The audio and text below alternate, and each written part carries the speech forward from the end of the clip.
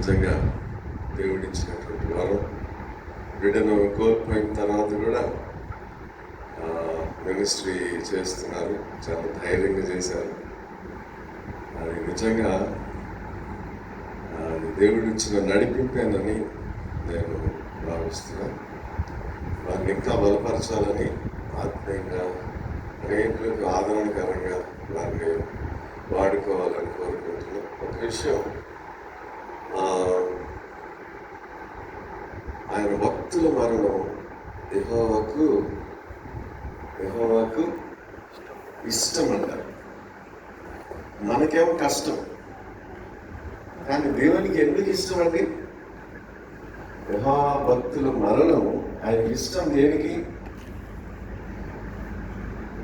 ఆయన క్రీస్తు మనల్ని ఆయన రక్తంలో కొని తండ్రి దగ్గరికి పంపించినందుకు నా కుమారుడు కొనినటువంటి షారోన్, బ్లెస్సీ షారోన్.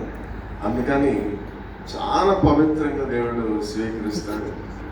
మన జీవితాలు వెలబెట్టి కొనబడ్డాయి కనుక మన జీవితం దేవునికి అంకితం చేసుకొని, మరి అంత పెద్ద షాక్లో నుండి కూడా వారు తేరుకొని, మరి వారి ప్రార్థన జీవితం, ఆత్మీయ జీవితాన్ని బట్టి దేవుడిని స్తుతిస్తూ ఇంకా బలపడాలని, ఎంతోమందికి ఆశీర్వాదకరంగా రక్షణ సువార్తను ప్రకటిస్తూ ముందుకు సాగాలని ఈ దంపతులు కోరుకుంటూ, దేవుడు ఇంకా వీరిని ఆశీర్వదించాలని మనసారా కోరుకుంటూ ఈ మాటలు ముగిస్తుంది.